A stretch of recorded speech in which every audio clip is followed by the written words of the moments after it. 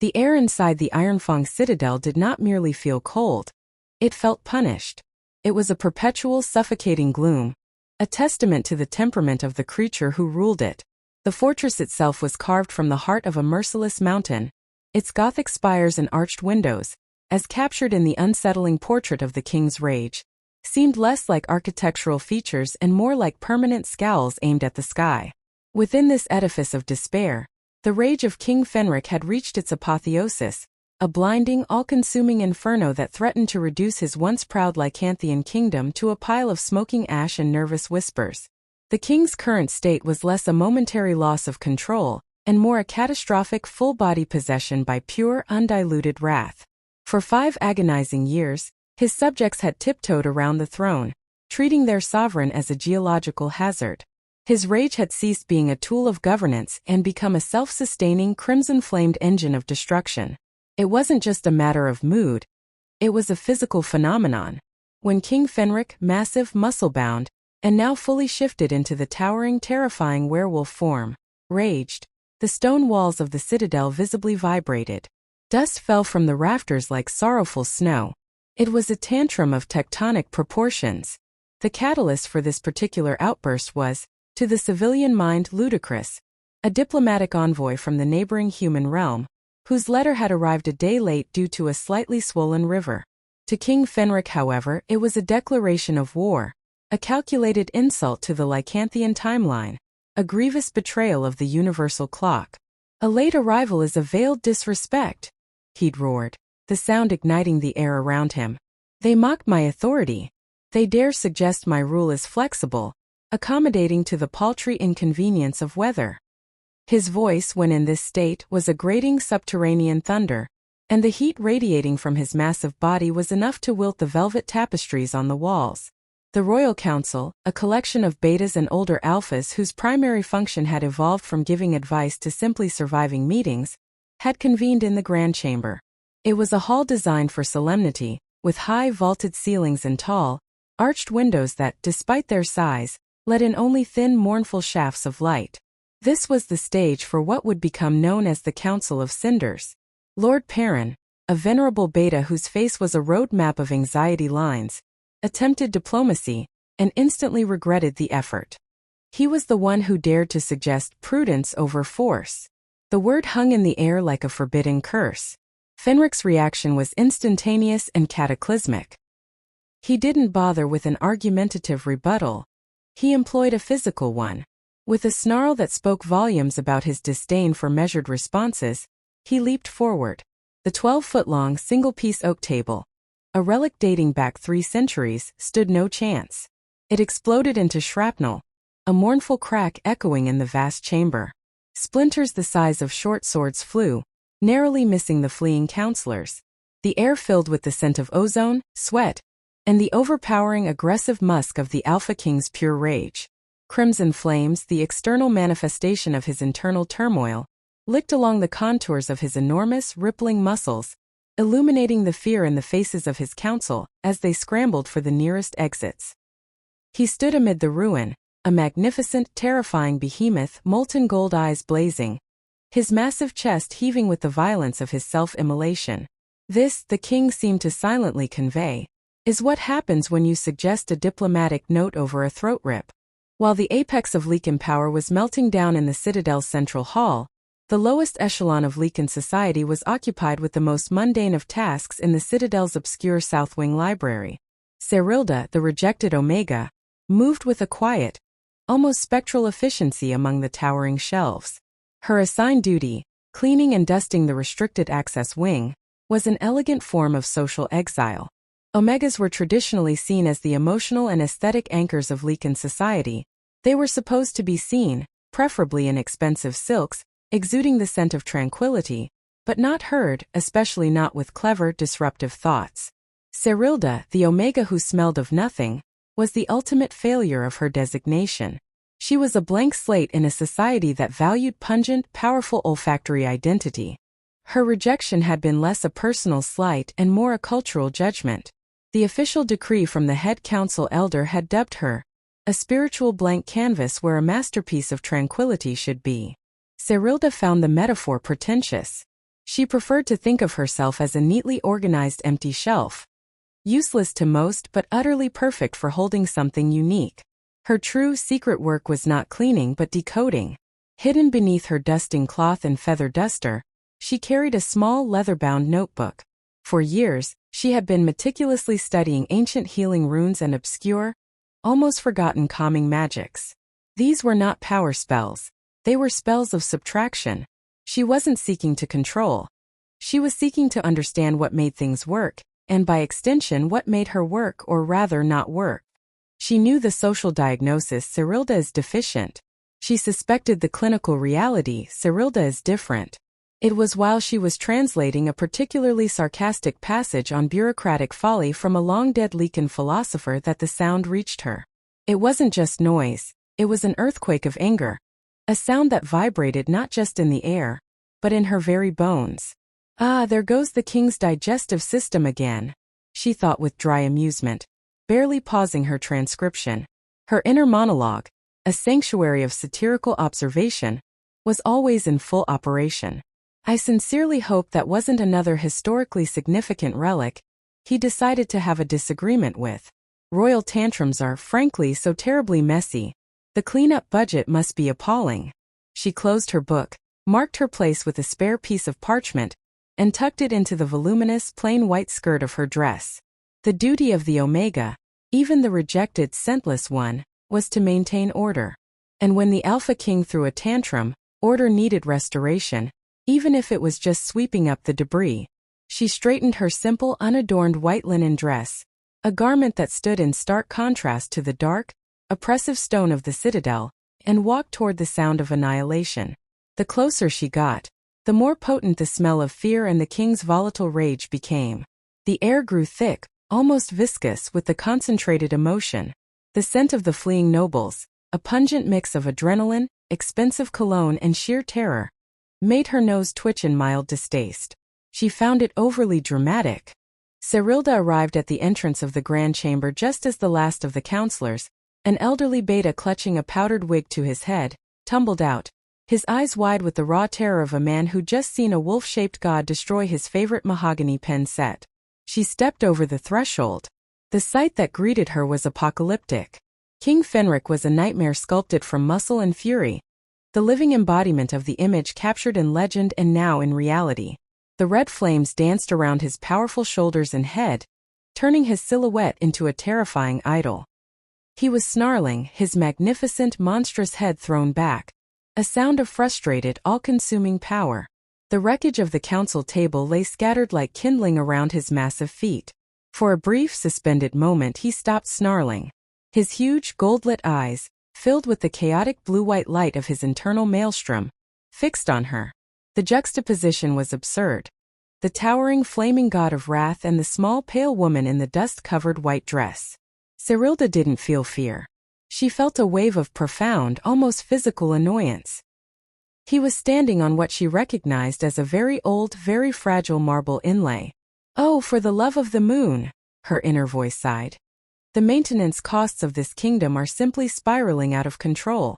Someone needs to handle this before he ruins the structural integrity of the entire wing. Has no one heard of anger management? Or perhaps a very strong sedative? Her lack of fear was not bravery. It was a consequence of her unique gift. Her inability to project scent meant she also absorbed the scents around her with unnerving efficiency. While the other Lycans were drowning in the king's dominant, terrifying musk, Cyrilda was experiencing something else. A cold, hard, magical fact about the rage. It wasn't just heat and aggression. It was a potent, contained magical energy struggling to escape. The blue-white center in his chest, visible only to her heightened, rune-trained perception, was the focal point of a disastrous magical feedback loop. Fenric was a creature of pure instinct. He saw a threat, a challenge, or a target. He should have seen Cyrilda as all three and swatted her into the wall. Instead, her nothingness was confusing. She wasn't broadcasting submission like the betas, or open terror like the fleeing council. She was broadcasting an unnerving absolute zero. It was the silence after a symphony, a profound, baffling void that short-circuited his predatory focus. His roar died into a guttural, confused snuffle, the sound of an apex predator encountering a wall of invisible, odorless glass. She began to walk toward him. Each step was a measured pace over the shattered remnants of the council table. Her simple white dress, a metaphor for her socially empty status, seemed to glide effortlessly through the storm of his fury. When she reached him, she had to crane her neck back severely to look up at his monstrous, snarling face. He was an inferno, she was a cool pebble. Her right hand, the one that had spent years tracing the geometric patterns of the calming rune of Kylos, the rune of subtraction, reached out. It was an impulsive move, not a logical one, driven by the bizarre librarian's instinct to put things back in order. Her fingers brushed against the dense, fiery fur of his chest, then settled against the epicenter of his chaos, that glowing, concentrated vortex of blue-white energy that was the manifestation of his unbridled rage. The moment her skin touched his, the world buckled. For King Fenric, the sensation was like plunging his volcanic core into the deepest, coldest ocean. The crimson flames were not extinguished, they were sucked away. The roaring thunder in his mind, the blinding need to tear, rend and destroy wasn't suppressed, it was evacuated. It was a total instantaneous depletion. The terrifying beautiful light that held his rage was being pulled, molecule by molecule, into the tiny point of contact with her hand. The plot twist, the core reality of Cyrilda's unique existence, was revealed in that explosive moment. She was not a scentless omega, she was a scent siphon. Her physical being acted as a perfect, existential void, a magical vacuum. Lycan energies, whether the potent, destructive rage of an alpha king, the fear of his counselors, or the supposed calming balm of a true omega, were all potent, tangible olfactory and magical forces. Cyrilda's defect was a gift. The capacity to absorb, nullify, and contain any emotional and magical energy that came into contact with her skin. She didn't calm him. She deleted his rage. The blue-white light, the energy of his fury, flashed violently, a brilliant, painful discharge, as it was instantly drawn into the void of her touch and annihilated.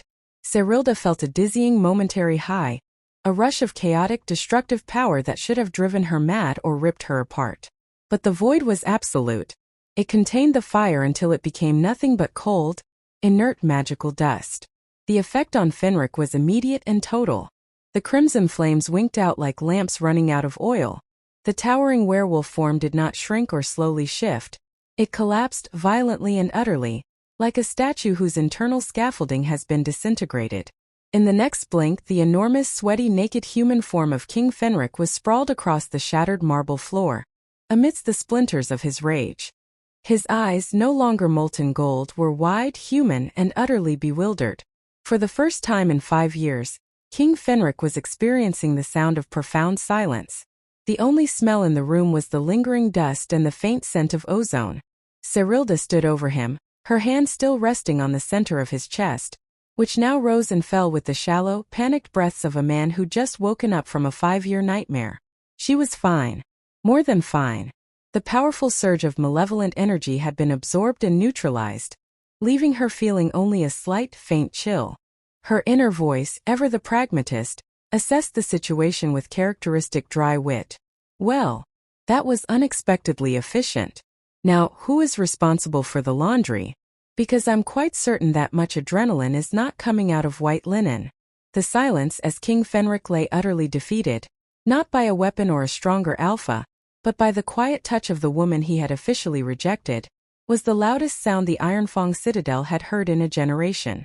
The kingdom's survival now hinged on what would happen next, on the nature of the strange magnetism that had just been forged between an alpha king and an existential vacuum.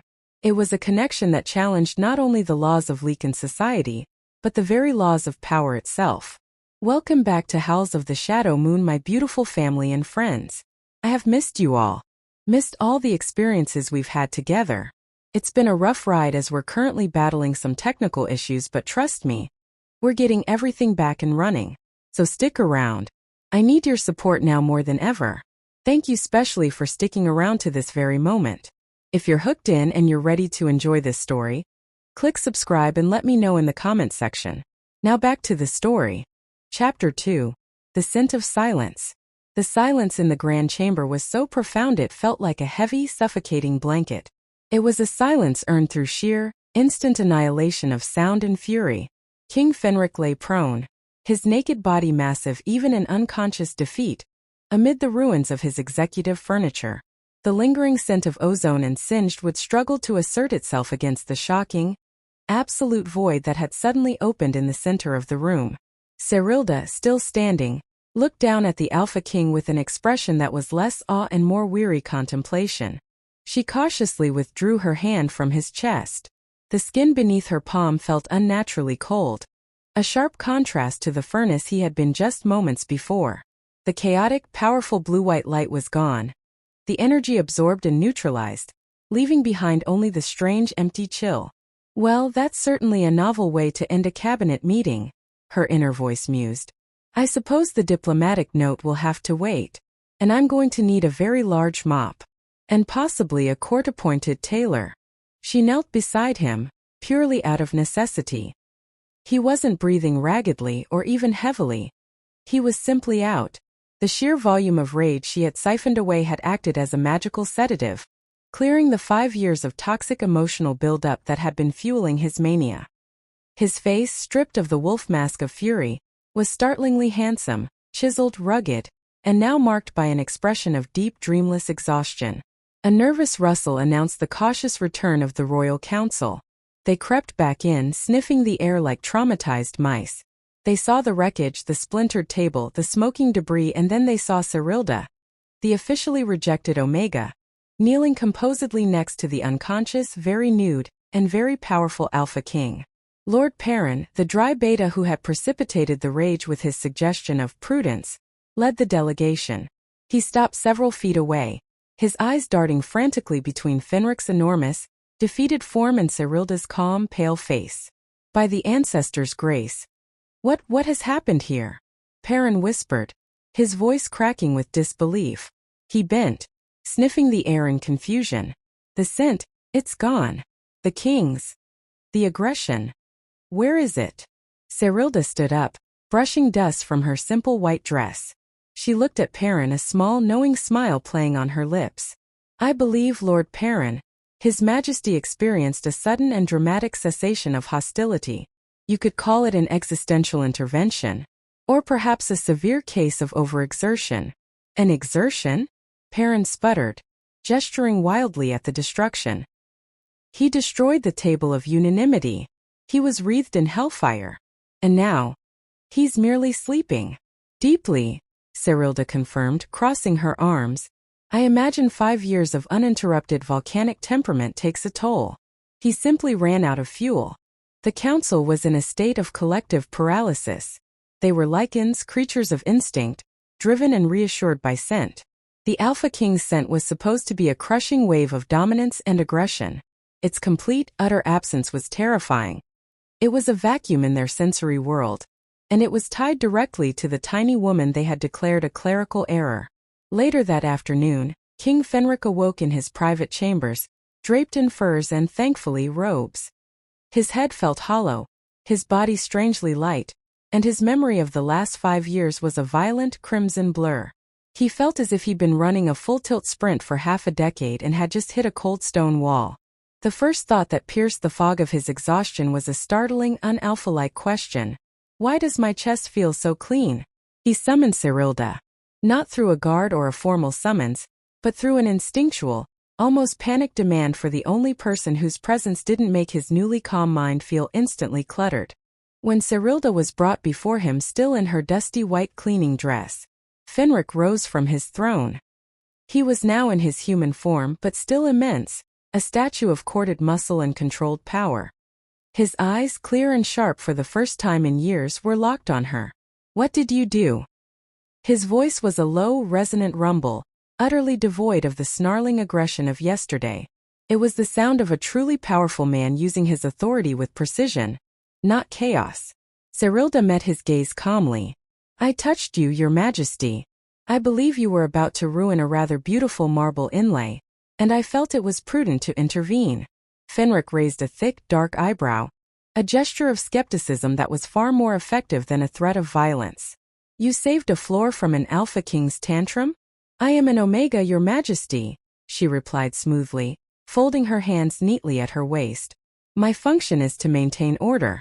Yours was a rather large disorder.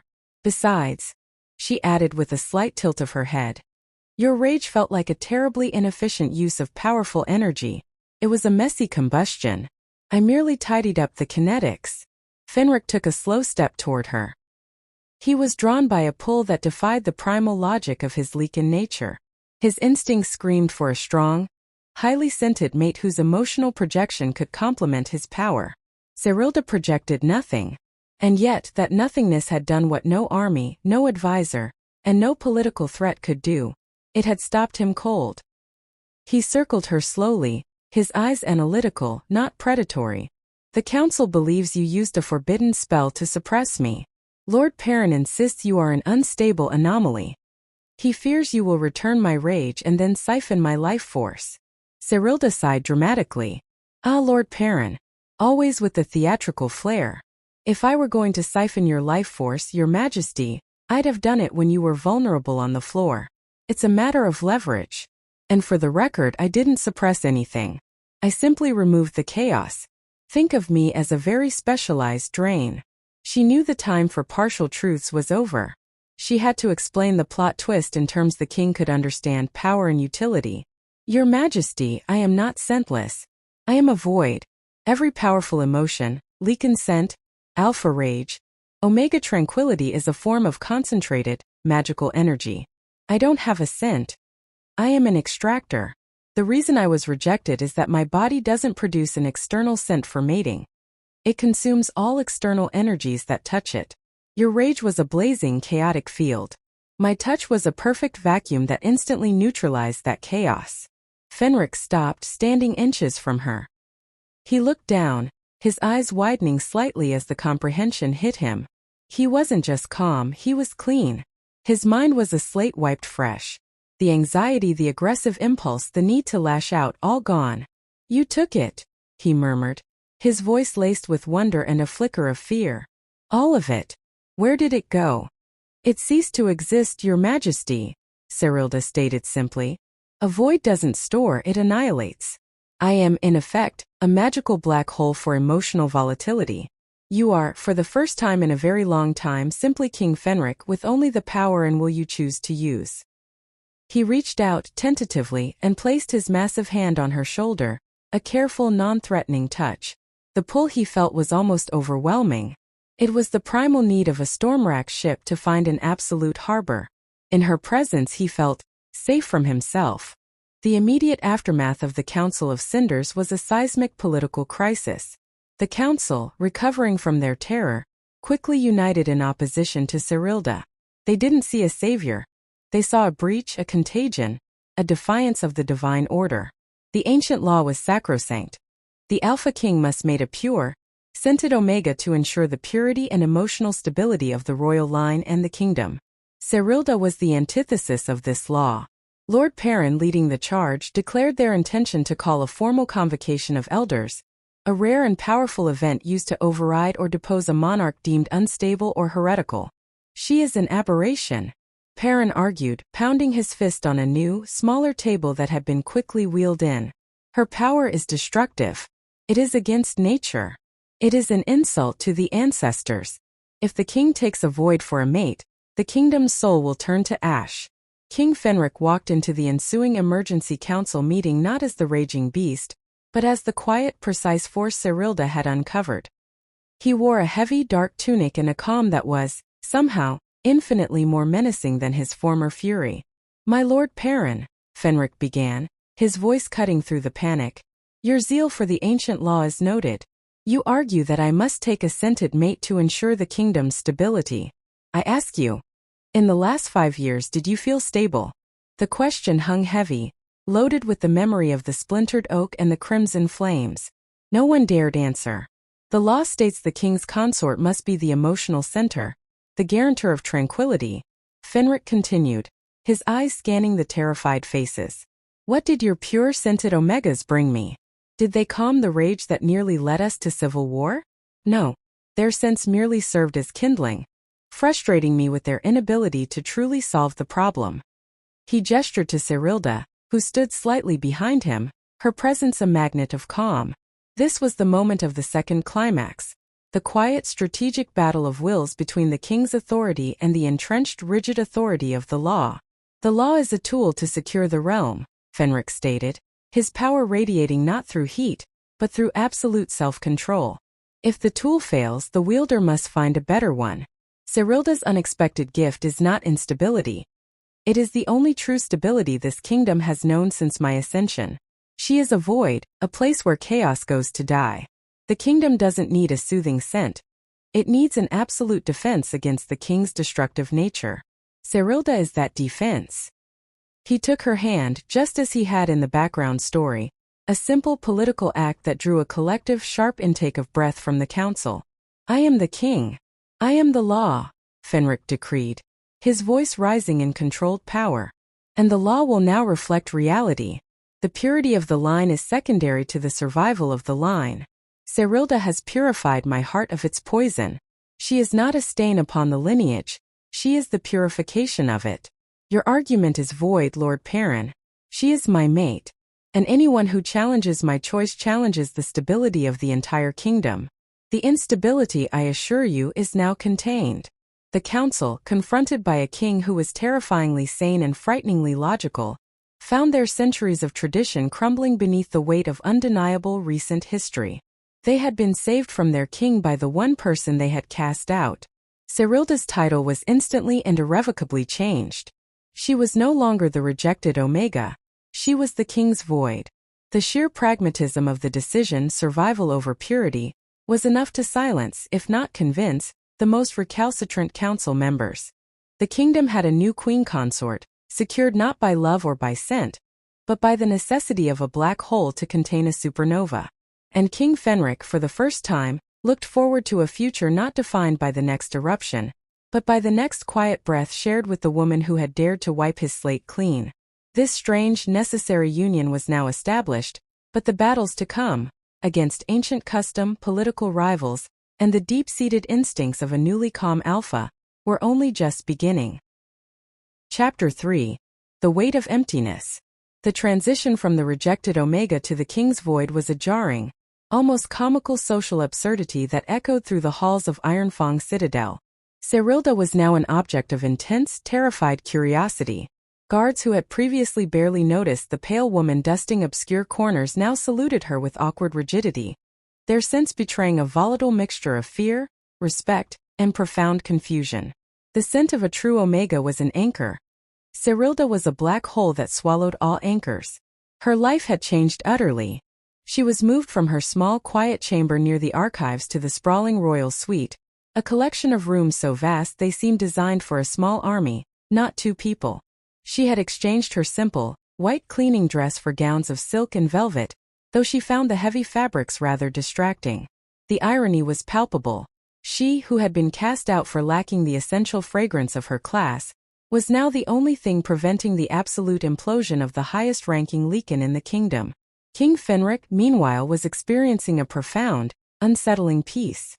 His mind, once a constant howling maelstrom of aggressive impulses and perceived slights, was now eerily quiet. It was like living next to a colossal waterfall that had suddenly been shut off. The silence was initially liberating, but quickly became alienating. He was accustomed to the raw, fiery heat of his own power.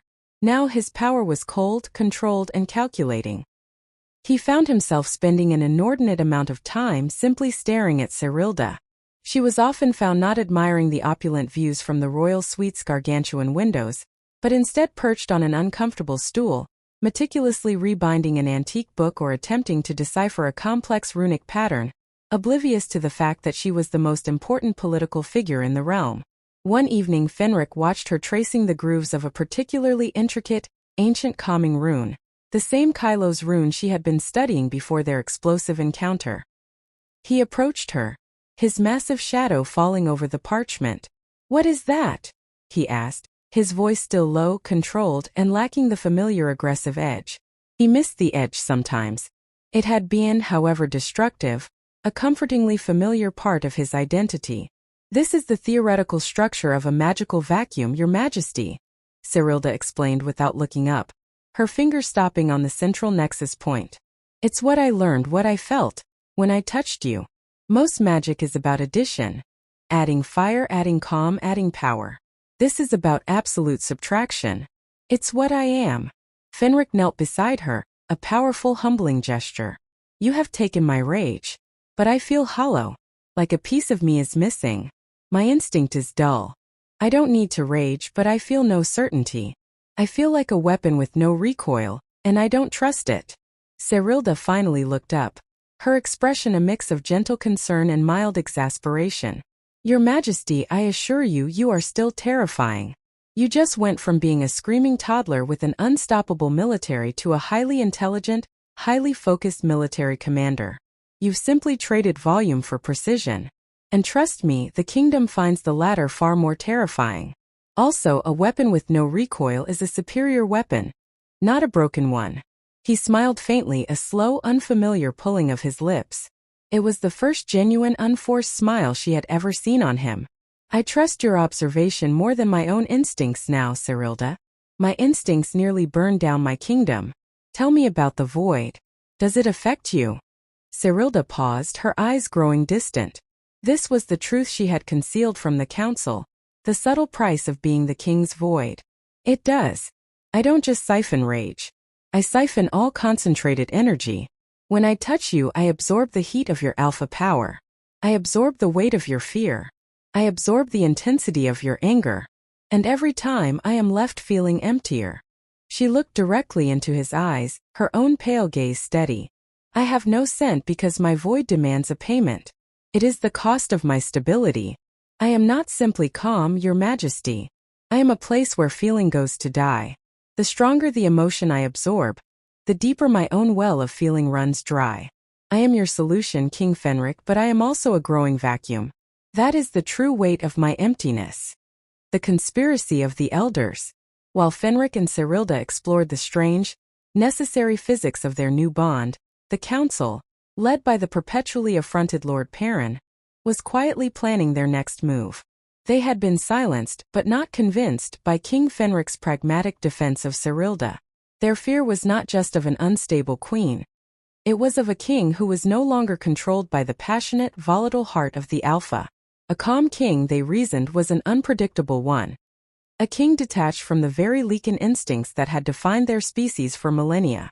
Perrin, along with two other influential traditionalist elders, held a clandestine meeting in the deepest, most shadowed crypts beneath the Citadel. They weren't plotting rebellion. They were plotting restoration.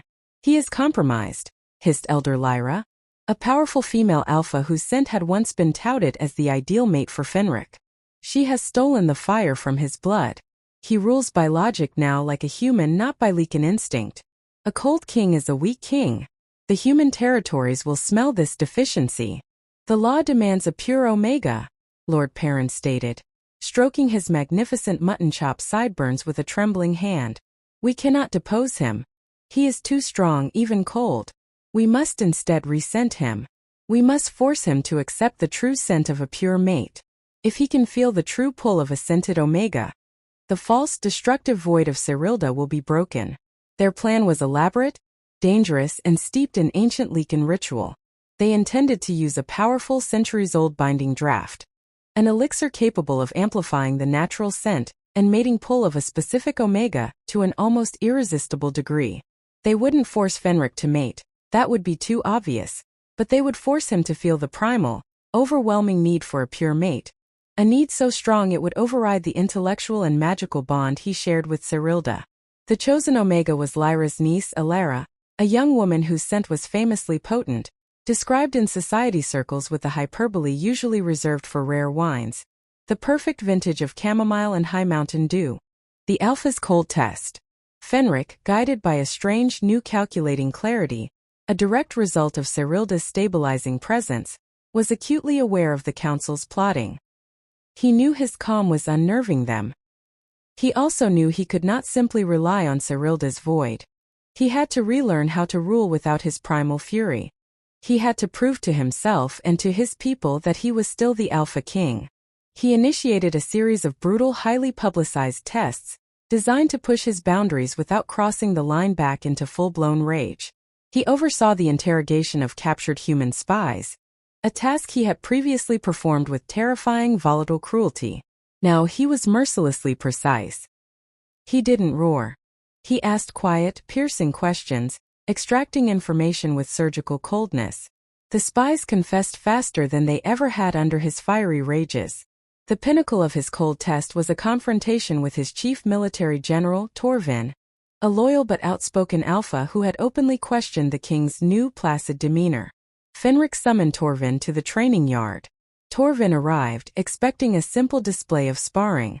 Instead, Fenric was in his partially shifted form, a huge, muscular man with wolf-like eyes and sharpened teeth, but his eyes were utterly cold. There were no crimson flames, no roaring heat. "You doubt my strength, General?" Fenric asked, his voice a gravelly whisper. "I doubt the stability of the void, Your Majesty," Torvin replied bravely, his own alpha scent of pine and iron asserting itself. "An alpha is heat. You are frost. Then you will fight the frost," Fenric commanded. The ensuing sparring match was less a fight and more a clinical demonstration of controlled force. Fenric did not allow himself to rage. He used pure technique, overwhelming strength, and a devastatingly clear tactical mind. He moved with the precision of a master duelist, not the recklessness of a maniac. He fought colder, cleaner, and ultimately faster. Within minutes, Torvin was disarmed, pinned beneath the king's enormous clawed hand, utterly defeated but physically unharmed. "My strength, Torvin, is no longer an accident of temperament," Fenric stated, releasing the man. "It is a choice of focus. The void has not weakened me. It has perfected me. Now go, and spread the scent of this cold certainty throughout the ranks." As Torvin left, rubbing his bruised ego and his shoulder, Fenric felt a profound exhaustion. He had passed the test. He was a superior fighter, a better king. But the act of suppressing his instincts, of maintaining the absolute chill, demanded a psychic toll. He felt the emptiness Serilda had spoken of, the cost of ruling with logic over impulse. He knew he needed to see her. He needed the anchor of her own void to keep his heart-won control from fracturing. He walked quickly back to the royal suite, the scent of fear and adrenaline washing off him, heading toward the only place where he truly felt safe, the place where all powerful emotion was simply deleted. The question was, how long could the king and his queen rely on subtraction before the emptiness they both felt became a dangerous vulnerability? Serilda's unexpected power surge. While Fenric was proving his strength through subtraction, Serilda was making a startling discovery about her own power. The rage she had siphoned from Fenric was gone, annihilated. But the act of annihilation had left a faint psychic residue within her. She realized her constant study of ancient runes was not just an intellectual pursuit. It was the foundation for channeling the energies she absorbed. She was no longer just a siphon. She was a channeler of void energy. One afternoon, while working in the library on a complex rune array, two guards, betas who were deeply prejudiced against scentless omegas, made a snide, whispered joke about her uselessness just outside the door. Their low-frequency resentment and scorn, combined with the mild fear they felt for the king's new consort, reached her. Instinctively, Serilda drew upon the new, cold emptiness inside her, projecting it outward. It wasn't a push, it was a localized, focused draw. The two guards simultaneously stopped talking mid-word. They stood frozen for a full minute, their faces blank, their eyes losing focus. They hadn't been harmed. They had been temporarily depleted of all aggressive will and negative emotion. When the effect wore off, they blinked, looked at each other, and walked away in confused silence, forgetting what they were talking about, their negative feelings for Serilda entirely gone. Serilda stood up, her heart pounding. She hadn't just nullified the power that touched her, she had learned to project the void. Her power wasn't passive. It was potentially offensive, a weapon of absolute emotional subtraction. Good heavens, she thought, looking down at her trembling hands.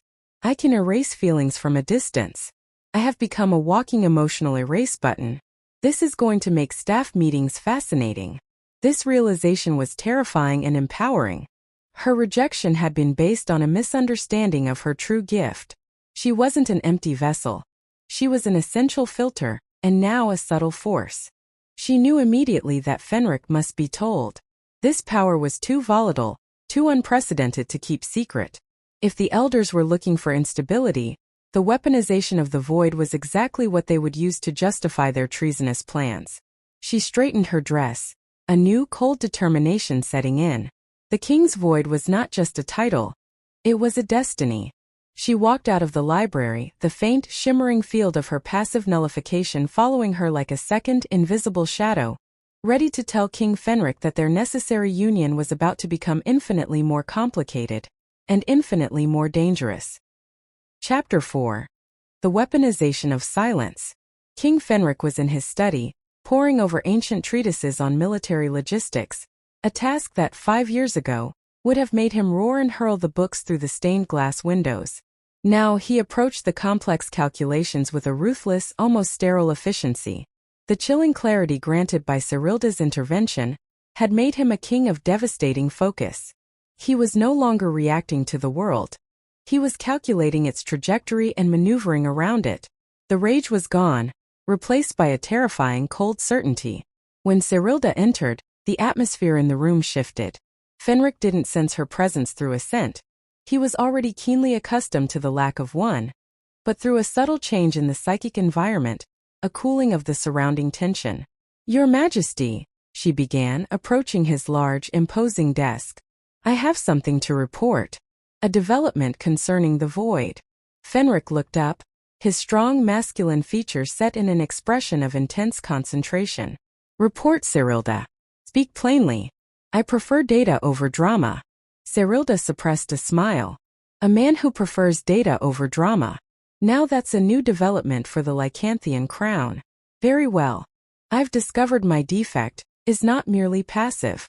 It's active. I can in effect project the void." She described the incident with the guards, the temporary subtraction of aggressive will from a distance. "I used a focused psychic draw, based on the Kylos rune's principle of absolute subtraction. Instead of annihilating an emotion that physically touches me, I can create a localized vacuum, pulling an emotion, in that case mild scorn and resentment, out of an individual's psychic field. The effect is temporary but absolute. They simply cease to feel that particular emotion for a short time." Fenric leaned back in his chair. His eyes narrowed as he processed the information. He didn't react with alarm, but with the measured curiosity of a scientist presented with a powerful new element. You can delete feelings on command. A weapon of pure emotional erasure. This changes everything. "Indeed," Cyrilda affirmed. "It means my presence is no longer just a stabilizing factor for you, but a potential weapon against threats.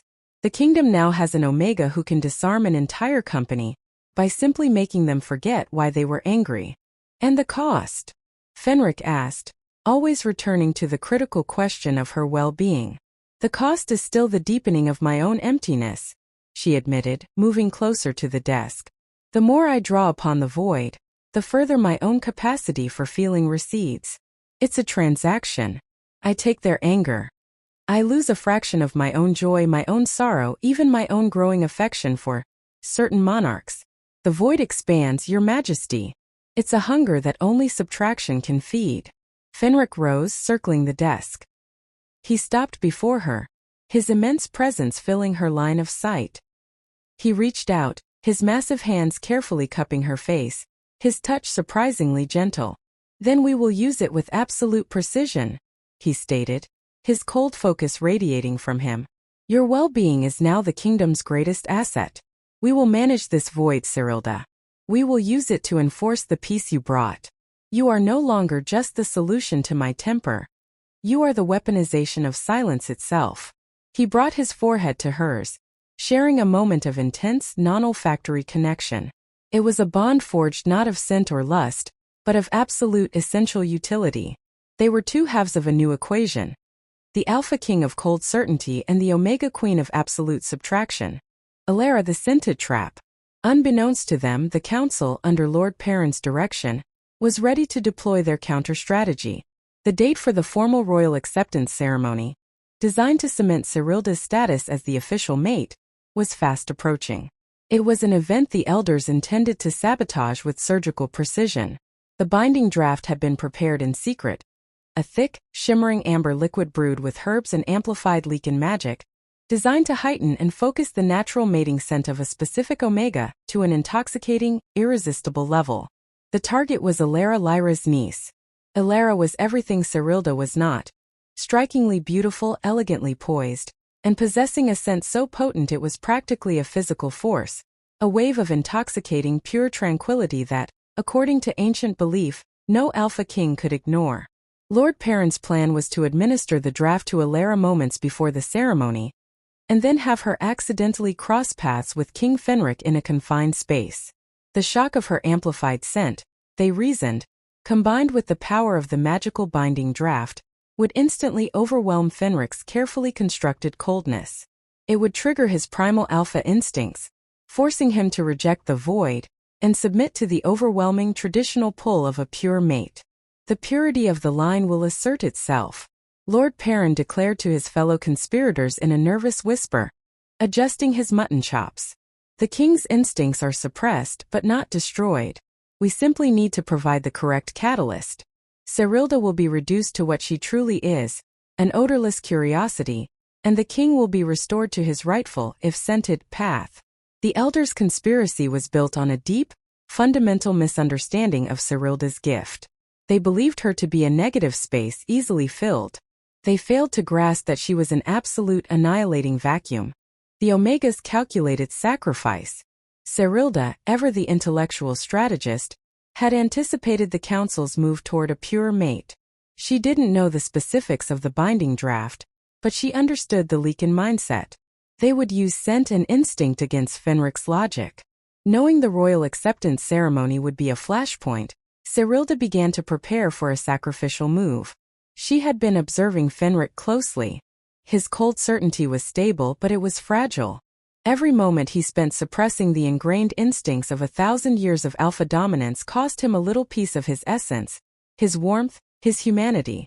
The concentrated surge of a binding draft would likely shatter his control, plunging him back into a rage state, or worse, leaving him in a state of conflicted, catatonic collapse.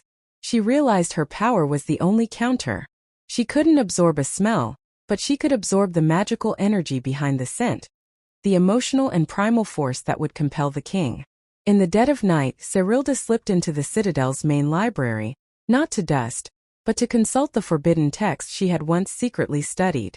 She wasn't seeking a defense. She was seeking a way to amplify her void. She discovered an accompanying footnote to the Kylos rune, the rune of absolute nullification.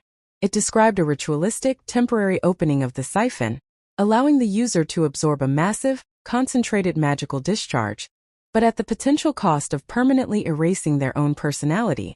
A full, final surrender to the void. Oh, excellent, she thought, tracing the complex pattern on her palm with charcoal. A chance for total self-annihilation. What a thrilling risk for a Friday night. But if it saves the king from becoming a lovesick, scented puppet, it's a necessary sacrifice. I've always preferred a good clean slate anyway. Her plan was daring. When Elara's amplified scent reached Fenric, Serilda would have to touch him, but she wouldn't stop there. She would activate the rune of absolute nullification to not only siphon the chaotic energy of the king's reaction, but also the full catastrophic force of the binding draft's magical compulsion, turning the council's ultimate weapon into nothing more than a momentary gust of wind. The ceremony and the trap's execution. The day of the royal acceptance ceremony was fraught with tension. The grand chamber had been repaired, but the air still felt thin, wary. The council members were tense, their sense sharp with expectation and suppressed rebellion. King Fenric entered, magnificent and terrifying in his new, quiet authority, with Serilda gliding silently beside him. As they proceeded to the elevated platform, Lord Perrin gave the signal.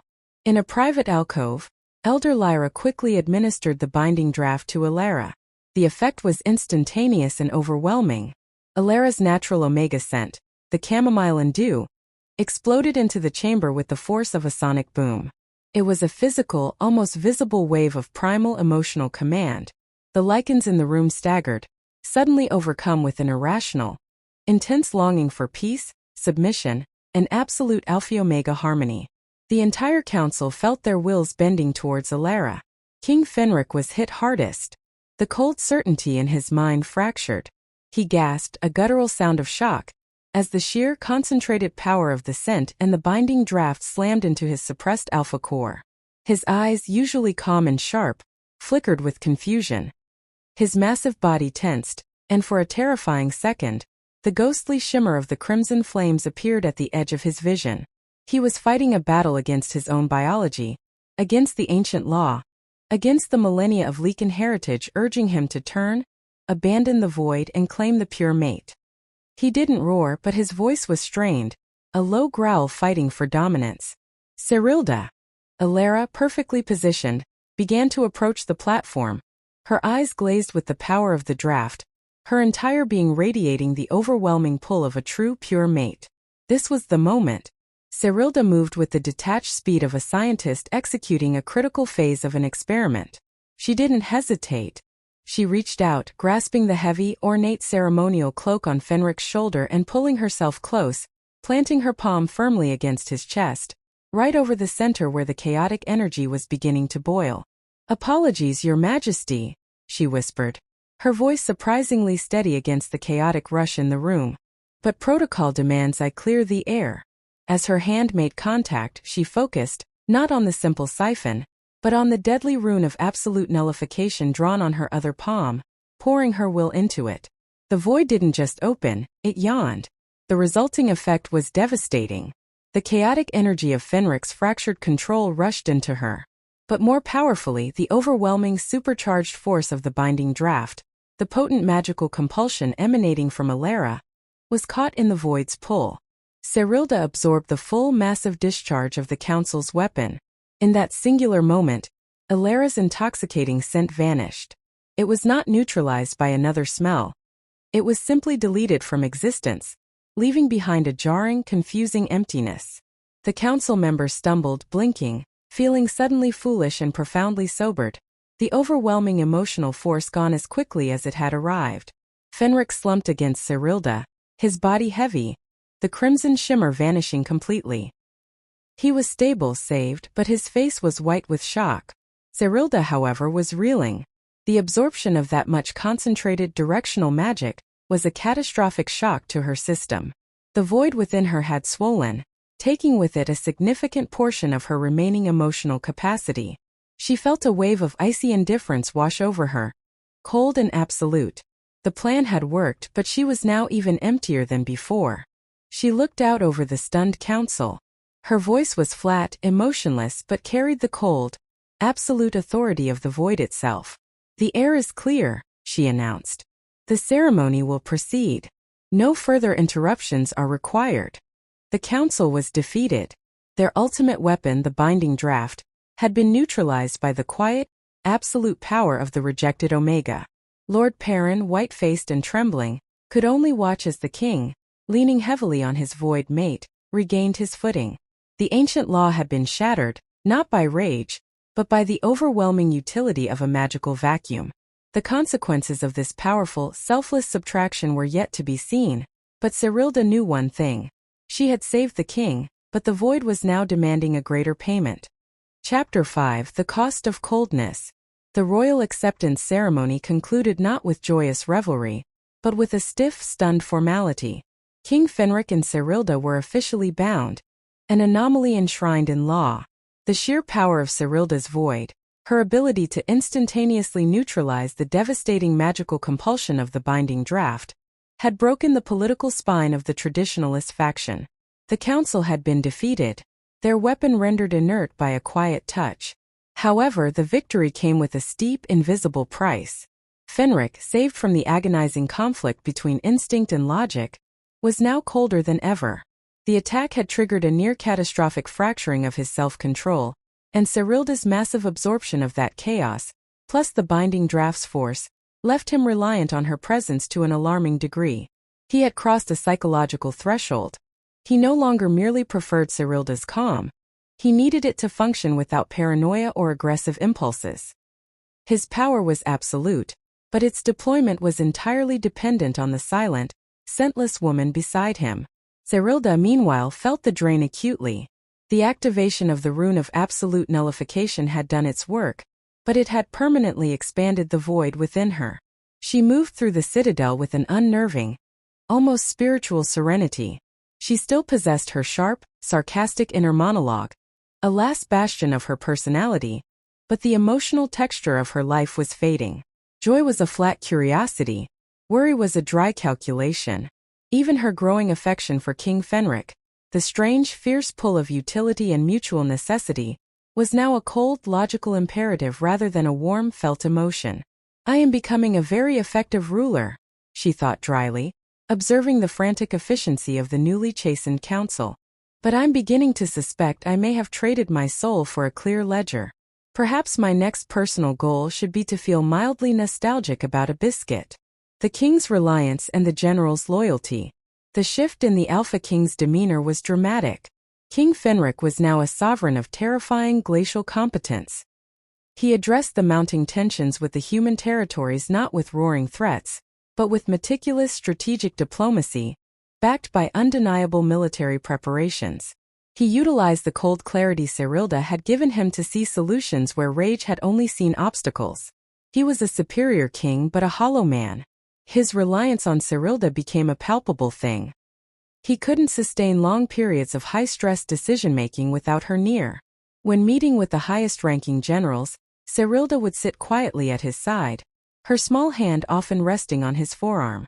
Her presence acted as a constant, subtle siphon, pulling off any burgeoning frustration, anxiety, or stray impulse of aggression before it could take root. General Torvin, the alpha who had once doubted the frost, was now a convert. He witnessed the king's terrifying focus and Cyrilda's silent power firsthand. He saw the cold logic in Fenric's battle plans. Plans that minimized Lycan casualties and maximized human demoralization.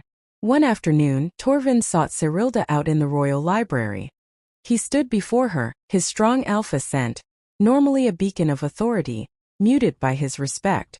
"Your Majesty," Torvin began, addressing Cyrilda with the formal title that now felt natural. "I was a fool to doubt the king's new strength, but I am concerned by his dependence. He rules better now, yes, but he seems empty. He has not laughed in weeks, only calculated." Cyrilda closed the ancient scroll she was reading, her pale eyes meeting his. She understood Torvin's concern was genuine, fueled by true loyalty, not political maneuvering. "General Torvin, the king is stable, and therefore the kingdom is safe. That is the necessary calculation," Cyrilda said, her voice flat, devoid of emotional color. "But a king is more than strategy. He is a heart for the people. Where is the fire, the passion, the life? What if you are not there? What if you are needed elsewhere?"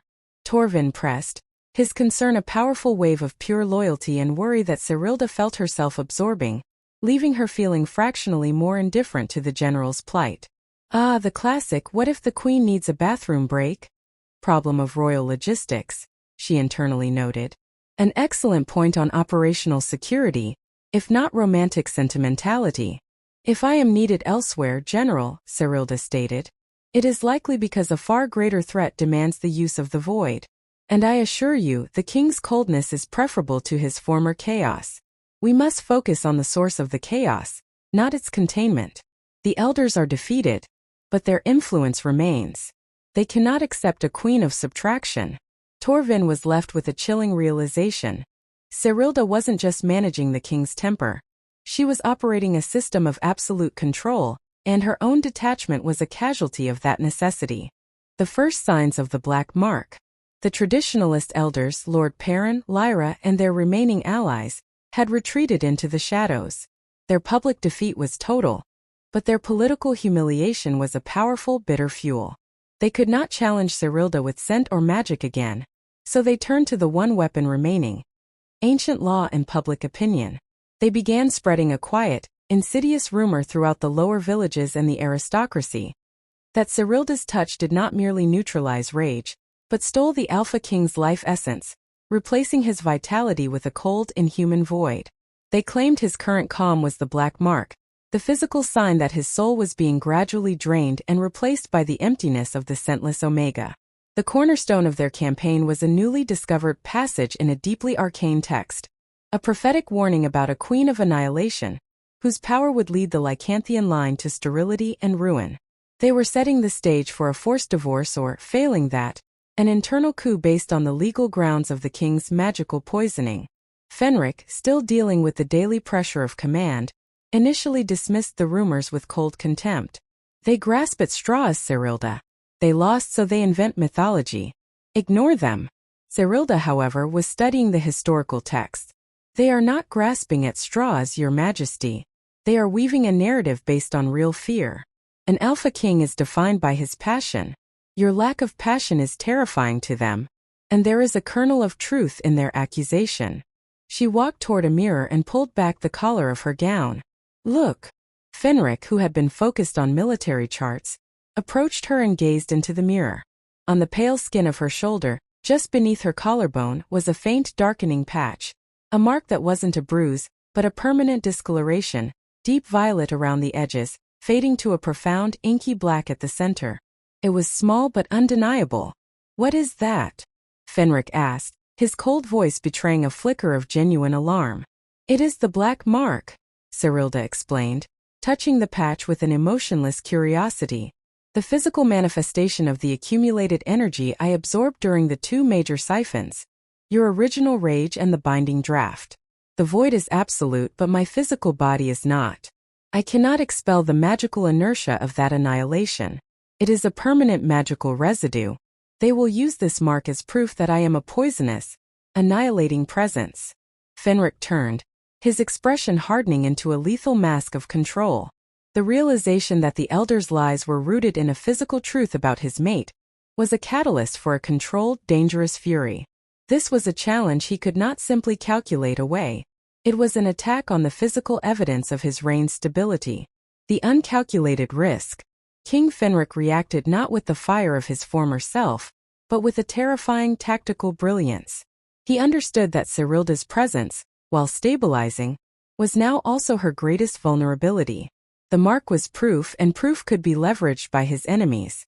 He had to eliminate the political threat and simultaneously prove to the kingdom that his bond with Cyrilda was one of powerful, unassailable life, not sterile death. He called for an unprecedented open court meeting with the elders, a final confrontation. He knew Perrin and his allies would use the moment to unveil the black mark to the wider court. Before the meeting, Fenric took Cyrilda's hand and led her to the tallest turret of the Citadel. The wind whipped around them, a chilling reminder of the coldness that now defined their reign. They believe the void leads to sterility. They believe the mark is poison. They will use the ancient law on blood purity to try and force my hand, Fenric stated, his eyes cold and distant as the mountains. Cyrilda simply nodded. I have already calculated that probability, Your Majesty. They will demand proof of my capacity for a royal heir, a literal demonstration of life over annihilation. And what is your calculation? Fenric asked, his thumb tracing the edges of the black mark on her shoulder. The touch was possessive but detached. My calculation is this. The void has consumed too much of my life force. The probability of conception is low, perhaps near zero. If they force a test and I fail, their lies become truth in the eyes of the kingdom.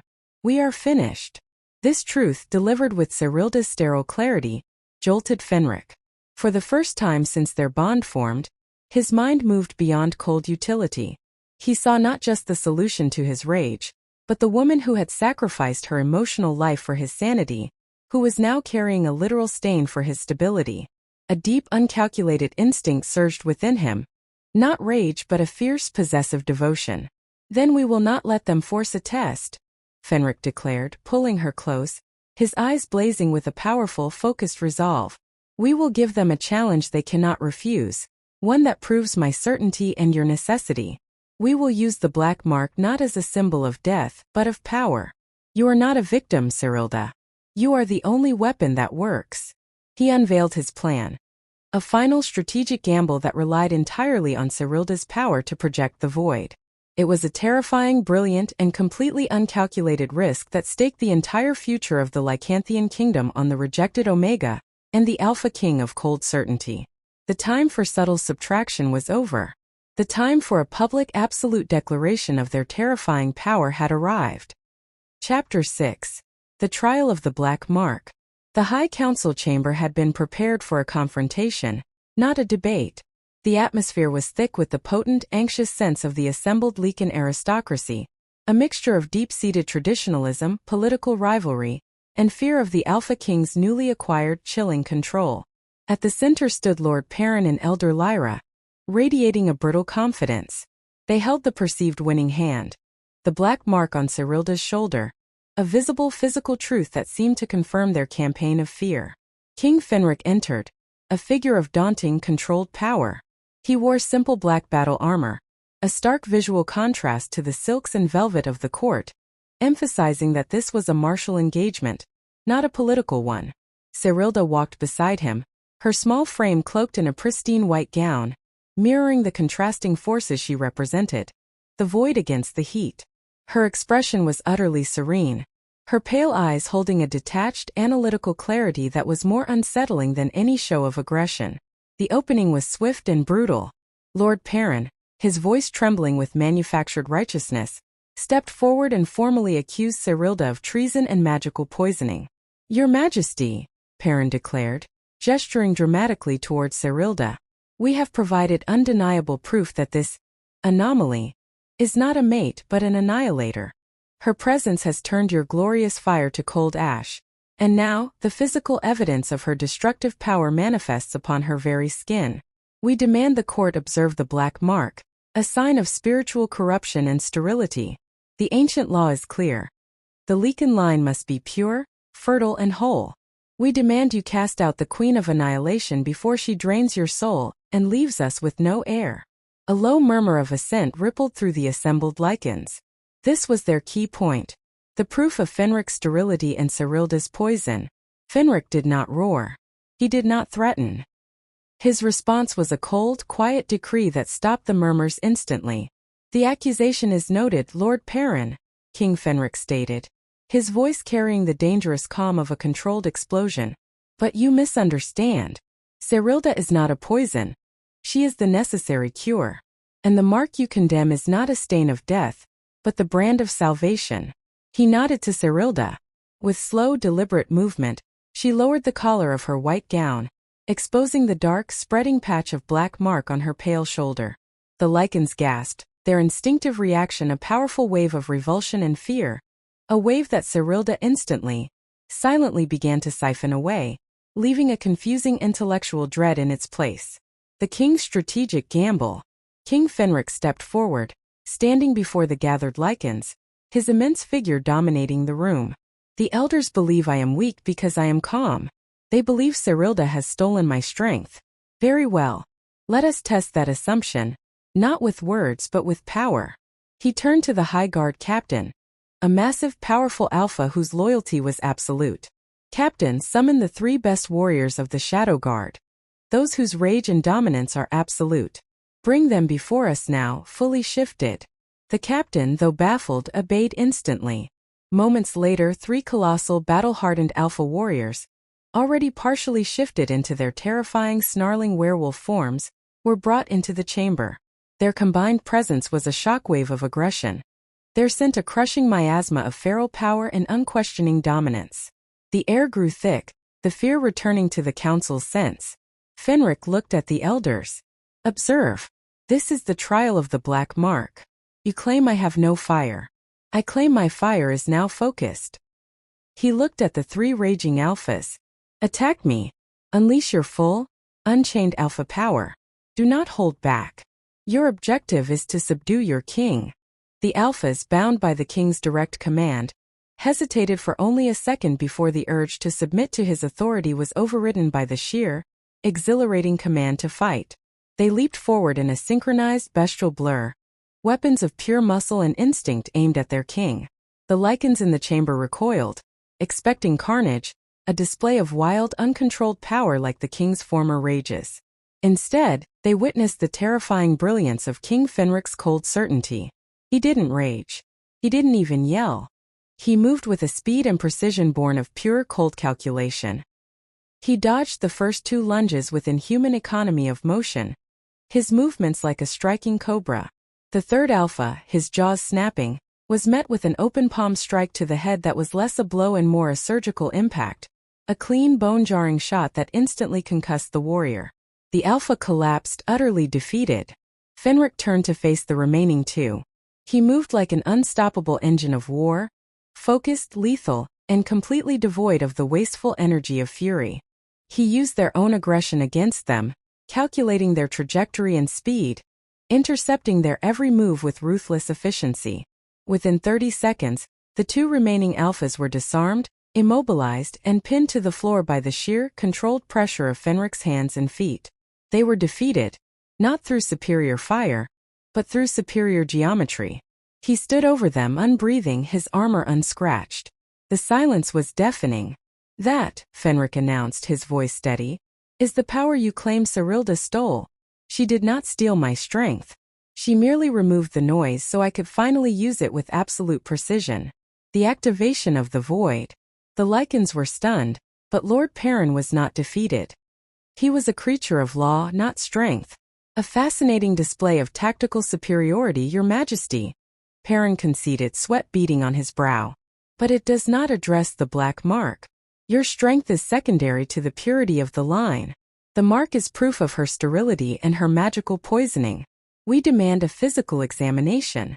"Silence," Fenric commanded, his voice suddenly sharp, a spike of cold alpha power that forced Perrin to flinch. This was the final terrifying move of their gambit.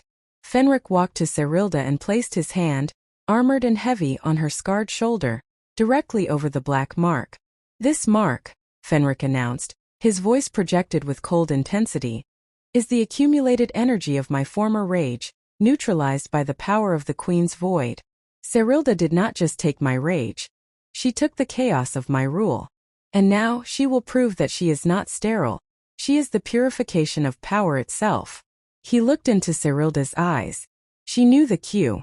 This was the moment of their uncalculated risk, the terrifying challenge they had prepared for.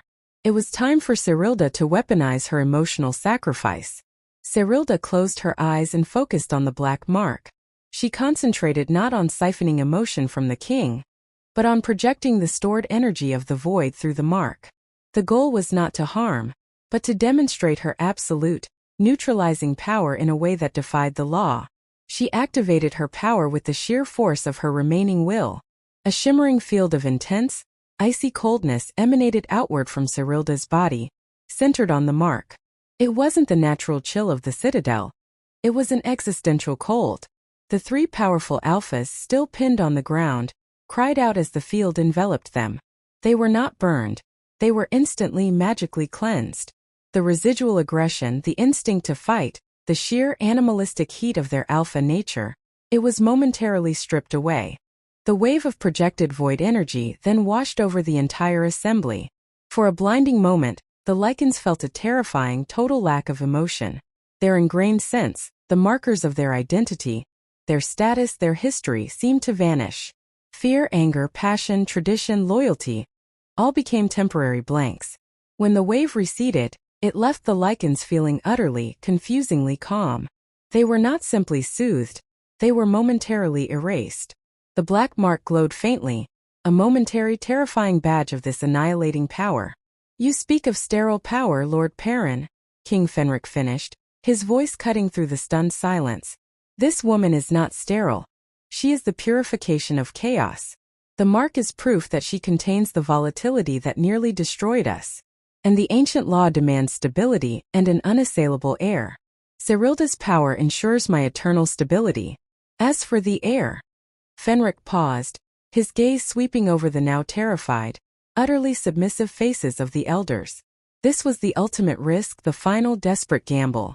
He looked down at Cyrilda, a powerful protective instinct rising within him.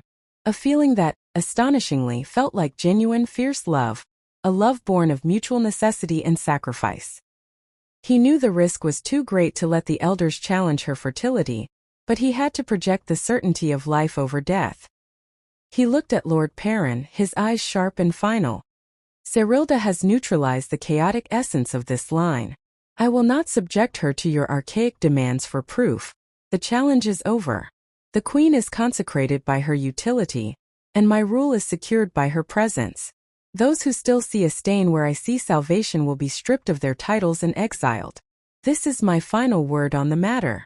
The force of his cold certainty, backed by the undeniable terrifying display of Cyrilda's weaponized void, broke the remaining defiance in the room. Lord Perrin, his voice barely a squeak, bowed his head. "Your Majesty, your will is absolute." The trial of the Black Mark was over. Cyrilda, though victorious, felt the profound spiritual chill of the void settling deeper within her. She had saved the king and his kingdom, but the cost to her own sense of self was growing exponentially. The final question was no longer about her political legitimacy, but about how much of her own essence would be left when the constant work of subtraction was done. Chapter 7. The Foreign of War. The aftermath of the trial of the Black Mark was a period of unnerving stability for the Lycanthian kingdom.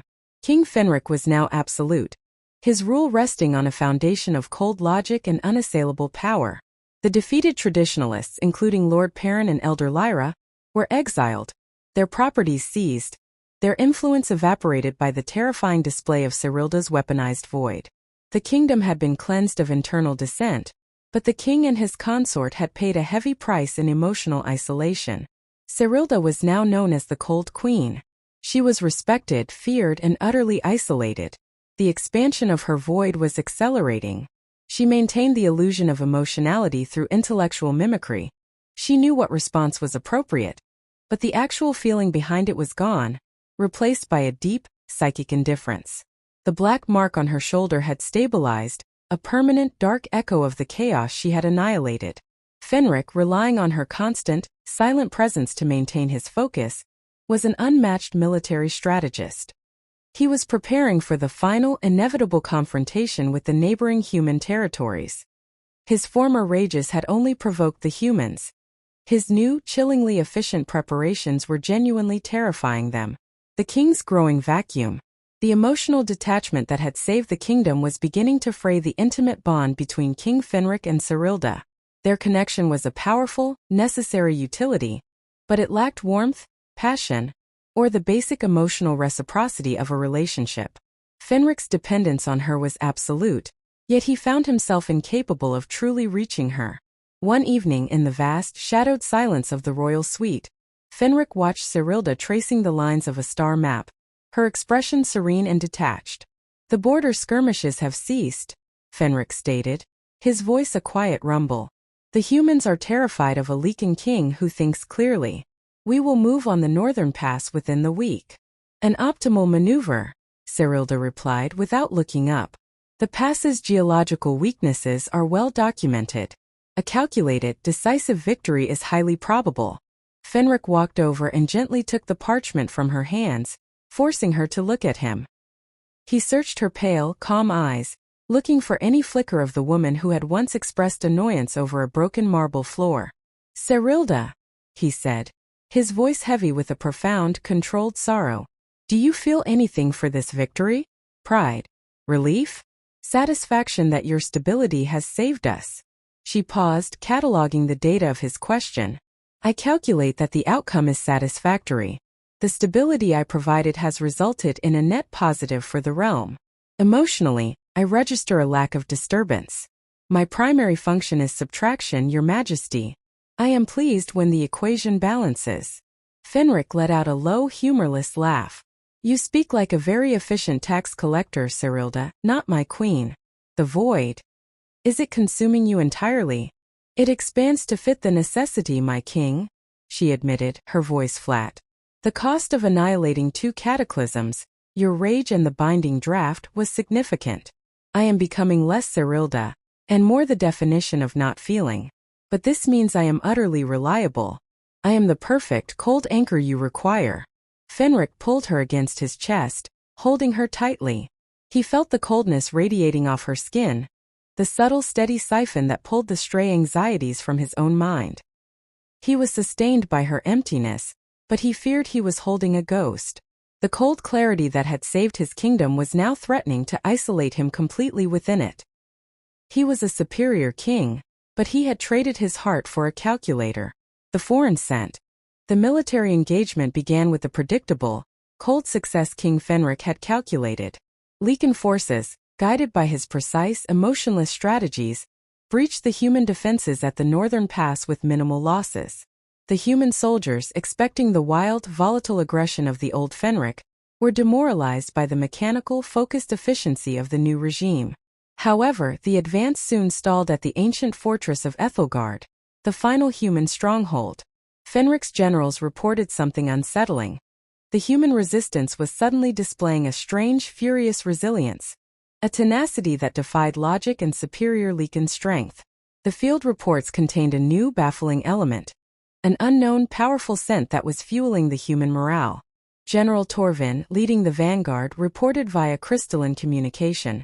Your Majesty, their leader, a woman they call the Oracle of Ethelgard, is generating a field of intense, overwhelming aggression. It's a scent that smells like old earth and burning resin. Not a Lycan scent, but pure, concentrated human fury. Our alphas, conditioned to my king's cold command, are struggling to fight against this foreign, volatile emotion. It feels infectious. Fenric was instantly alert. A non-Lycan force generating a powerful, volatile emotional field. A force that worked on the same magical principle as Lycan rage, only focused entirely on aggressive defense. This was not a military problem. It was a magical anomaly that threatened Cyrilda's unique utility. Bring the reports to the Citadel, Fenric commanded, his voice sharp. And Cyrilda, prepare the scrolls. We have a new variable in the equation. This oracle is a source of chaos, and chaos must be defined before it can be subtracted. The analysis of chaos. For the next day, Cyrilda plunged into the deepest recesses of the Lycan archives, studying texts on ancient human war magics.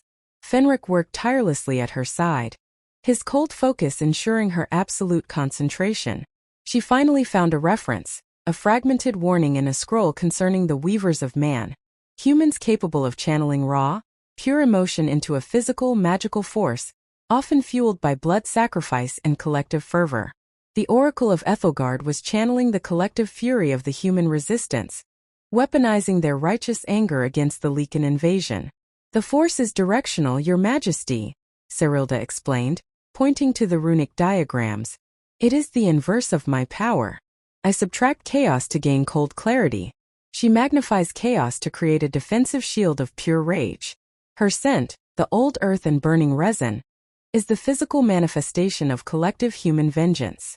It is a powerful focus catalyst. Fenric knelt beside her, his massive hands resting on the table, studying the diagram. If she can magnify rage, can she also magnify my own former fury? If her force meets my suppressed alpha core, what is the result? Cyrilda's response was cold and immediate. Catastrophic. Her power would bypass the logical control I have established and directly feed the suppressed chaos in your soul. It would not return your old temper, Your Majesty. It would create a volatile singularity, a rage so absolute it would not only destroy the kingdom, but likely consume you entirely. The only solution was for Cyrilda to go to the front lines. The oracle's chaos could only be stopped by the void. I must touch her, Cyrilda stated simply. My void is the only counterforce. I must reach the oracle and siphon the chaotic energy of the collective fury at its source. The journey into the maelstrom. King Fenric refused to allow her to travel alone, or even with a small guard. The threat to Cyrilda, the stability of his rule, was too great. He decided on a course of action that was both brilliant and brutally efficient. They would travel together, ahead of the main army, under the cover of a massive, magically amplified winter storm. The journey to the front was a desolate, silent ordeal. Fenric, in his massive, partially shifted form for speed and protection, carried Cyrilda wrapped in a thick fur cloak, pressing her close to his heart. The physical contact was now essential for his control, a constant, low-level siphon against the stress of the impending battle. As they neared Ethelgard, the human fortress, the magical atmosphere became heavy and oppressive. They could feel the invisible magical weight of the oracle's fury. It was a psychic storm, a scent that began to penetrate even Cyrilda's deep-seated indifference. A raw, burning feeling of vengeance and hatred that scraped against her soul. Fenric began to show signs of strain. The foreign scent of chaos was pressuring his newly stable core, attempting to reignite the suppressed flames. His breaths grew ragged, and his hold on Cyrilda tightened painfully. It is a powerful force, Fenric ground out, his voice thick with the effort of control. It is seeking the hollow space in my soul, Cyrilda. It smells the void you created. Hold, my king, Cyrilda whispered, pressing her hand against the black mark, projecting a small, continuous wave of the void energy. I am here. I will balance the equation. We will meet this chaos with absolute subtraction. They reached the outskirts of Ethelgard, shrouded by the manufactured blizzard. Fenric set Cyrilda down. The ground beneath the fortress was shaking with the continuous rhythmic chanting of the human warriors, amplified by the oracle's magic. A relentless beat of collective righteous fury. The scent of vengeance, earth and resin was overpowering, a physical weight in the air. King Fenric and Cyrilda stood at the mouth of the fortress, an alpha king defined by terrifying calm and a queen defined by absolute emptiness, facing a new kind of war. A war against weaponized human emotion. The only way forward was through the maelstrom to the oracle, and the ultimate test of the void against absolute chaos. Chapter 8: The Singularity of Subtraction. The air surrounding the fortress of Ethelgard was a violent, magical pressure cooker.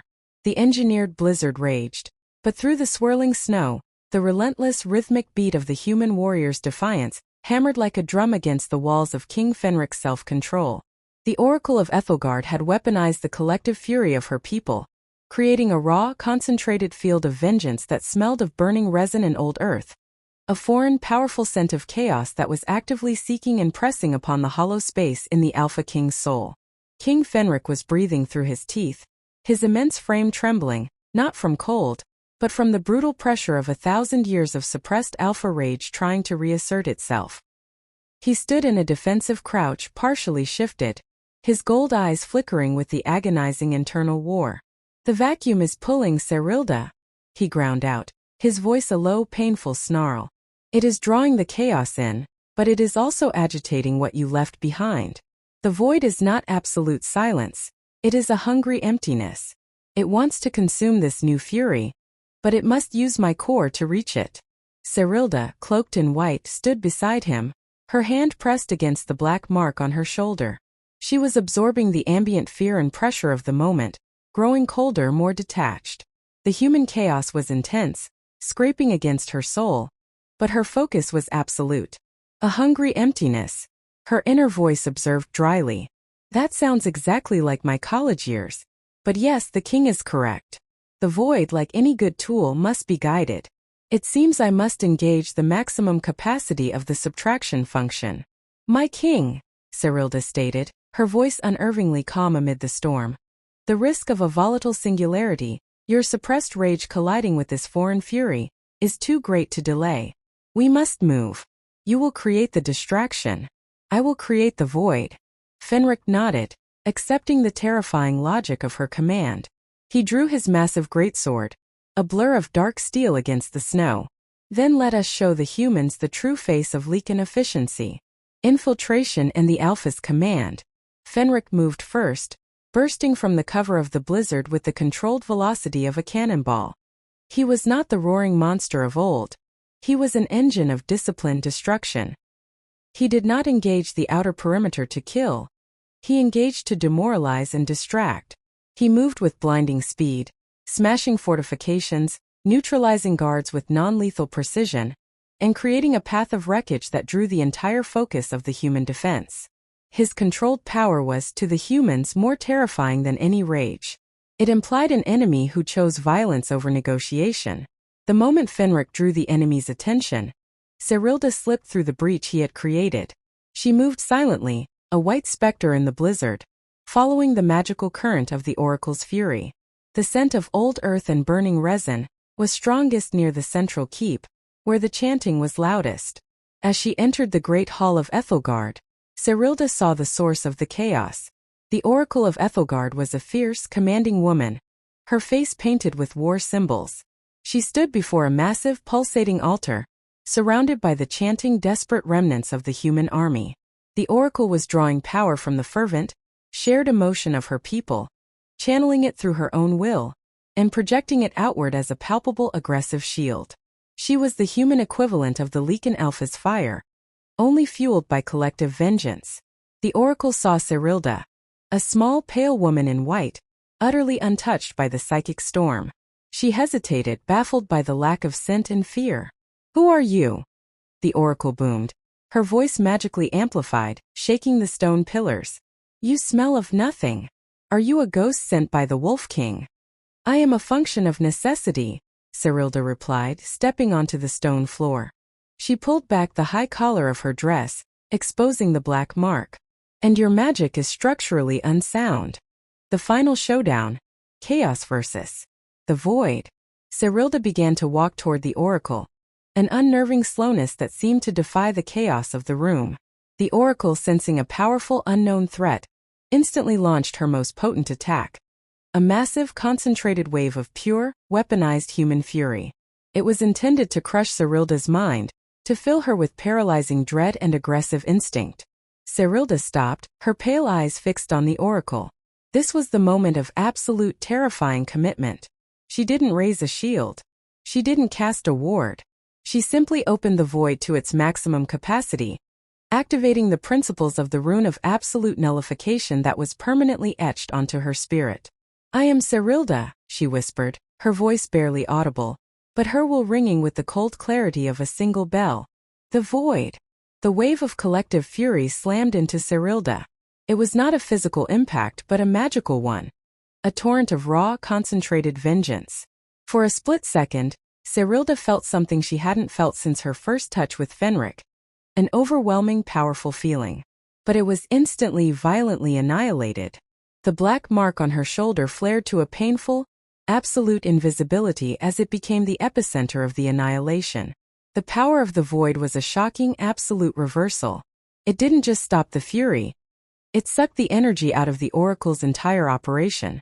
The oracle screamed, a sound of agony and sudden, absolute emptiness. The chanting warriors stopped mid-breath. The magical shield surrounding Ethelgard, the fuel of their resistance, collapsed instantly and completely into nothing. The force had been removed so suddenly and completely that the oracle crumpled, her face slack with bewilderment and utter loss of purpose. She was defeated, not by force, but by the instantaneous deletion of her entire will to fight. The last fraction of feeling. In the quiet aftermath, King Fenric appeared in the archway, his sword dripping, his body heaving. He had sensed the moment the magical resistance failed, the moment the terrifying foreign pressure on his soul vanished. He rushed to Cyrilda. She was swaying, her body cold as stone. The exertion of nullifying an entire army's worth of fury had taken the ultimate toll. "Cyrilda!" Fenric caught her as she fell, his voice thick with a genuine, powerful fear. A raw emotion that now, paradoxically, was the only thing capable of reaching her. She looked up at him, her eyes wide, glassy, and almost completely empty. The void had expanded so drastically that her personality was a distant echo. She had become the purest form of her power, the singularity of subtraction. She raised her hand to his face, her touch chilling. "The equation is balanced, my king," she whispered, her voice faint. "Chaos is subtracted. You are stable. The cost is negligible." Fenric shook his head violently, a growl of pure despair erupting in his chest. "No, the cost is not negligible. It's you, Cyrilda. Don't go to the cold. Fight it." In that moment of absolute desperation, as Fenric's newly reacquired, fierce devotion, a feeling she had sacrificed her own capacity to hold, washed over her. A tiny, infinitesimally small fraction of her feeling returned. It was a single clean drop of warm emotion in the vast empty ocean of her soul. It was joy, not the giddy kind, but the quiet satisfaction of a job perfectly done, and the realization that the cold king she had saved was now capable of feeling for her. She smiled faintly, a serene, haunting expression. "My king, your rage was not deleted, only transferred. It has become your absolute love. Use it to be warm." With that final instruction, Cyrilda's eyes fluttered shut. She was not dead, but her conscious mind had retreated fully into the safety of the void, leaving her body cold, still, and completely empty of any palpable essence. She had won the kingdom, she had saved the king, and she had annihilated the last remaining portion of her heart to do it. King Fenric stood in the silent, defeated hall, holding the lifeless body of the woman who was both his savior and his curse. The rage was gone, replaced by a devastating, absolute sorrow. A grief so deep, so clean and so cold, that it finally matched the emptiness she had become. The victory was his, but the price was paid in the complete disappearance of the woman he had grown to need and in his cold, calculated way, love. The future of the kingdom now depended on a king who felt only a cold, consuming grief and a queen who was a living, breathing zero. Chapter 9. The warmth of absolute grief. The victory at Ethelgard was total, but the cost was an existential one. King Fenric completed the military campaign with brutal, swift efficiency, his grief serving not as a distraction, but as a chilling catalyst for action. He returned to Ironfang Citadel with Serilda. Not the witty, calculating mate who had stabilized his kingdom, but a silent, cold form whose conscious mind was trapped in the infinite safety of the void. The kingdom hailed Fenric's victory, but the court was terrified by his demeanor. His face was a mask of cold, absolute sorrow, and his power, no longer the volatile fire of rage, but the relentless force of cold devotion, was overwhelming. He ruled now with a grief so profound it was indistinguishable from the absolute control Serilda had sought. He had achieved perfect stability, but at the price of all warmth. Serilda's body, cold and perfectly still, was moved back to the royal suite. She was a living monument to the kingdom's survival. A queen who had literally emptied her soul for her king. The black mark on her shoulder was now a smooth, unnerving patch of pure, reflective darkness, the settled residue of all the chaos she had annihilated. Fenric refused to accept her state as permanent. He spent his nights in the library, not in the throne room, desperately searching the forbidden scrolls Serilda had once studied. He wasn't seeking a way to restore her scent or her Lycan nature. He was seeking a way to fill the void she had become. The king's calculation of love. Fenric realized that his initial love for Serilda had been a cold, logical imperative, the attraction of a destructive force to its perfect counterforce. But the fierce, protective instinct that surged when he feared her loss at the trial, and the agonizing despair he felt when she retreated at Ethelgard, was something new. It was the converted, purified essence of his former rage. A raw, concentrated love that was now the defining feature of his soul. My heart is now a furnace powered by guilt and absolute need, Fenric mused, running a massive, trembling hand over Serilda's unfeeling brow. It took the near-total annihilation of my mate's personality for me to develop basic human sentiment. The ancestors certainly have a cruel sense of comedic timing. He finally found a cryptic passage in Serilda's private journals, a final, uncalculated thought written before their journey to the front lines. It was a note about the nature of the void itself. The void is absolute, but it is not unbreakable. Subtraction is its function, but it requires a constant fuel source. The only counterforce to absolute subtraction is absolute, focused addition. A pure, unfiltered emotional energy offered without expectation of return. The source must be the one whose initial chaos was absorbed. It must be a love so total it is a new kind of power, not rage, but the singularity of unconditional warmth. The king understood. The void within Serilda was not a curse to be reversed by magic. It was an emptiness that only the purified essence of his soul could fill. He had to give her the very thing she had sacrificed her entire being to give him. An emotional core. He had to reignite her life with the clean fire she had refined from his own destructive rage. The final touch. The transference. King Fenric carried Serilda into the Citadel's main healing chamber, dismissing the shocked healers. He placed her gently on a slab of cool, white marble, kneeling beside her. Her skin was unnervingly cold, her essence was absent. He stripped off his armor and his tunic, exposing his massive, scarred chest, the place where her initial touch had vanquished his first rage, the epicenter of his transformed power. He was an alpha king defined by his clean, cold grief, a walking singularity of controlled devotion. He took Serilda's small, cold hand and placed it over his heart, exactly where her palm had landed on that fateful day of the Council of Cinders. He focused not on his power, not on his control, but on the overwhelming, painful sorrow and the purified love that now consumed him. It was a terrifying, absolute feeling, the concentrated emotional payload of his transformed self. He was going to give her the heat of his soul, the final, absolute addition required to reverse the annihilation of her own. Fenric closed his eyes and unleashed the emotion. It was not a magical spell, but a total conscious surrender of his heart. He pushed the raw, unfiltered force of his clean, powerful devotion, the opposite of his former chaos, into the void of her touch. He felt the resistance of the vacuum, the cold, annihilating force that Serilda had become. It tried to consume his love, to subtract his sorrow, to delete his devotion. But this was not chaos. This was pure, focused addition, the final necessary counterforce.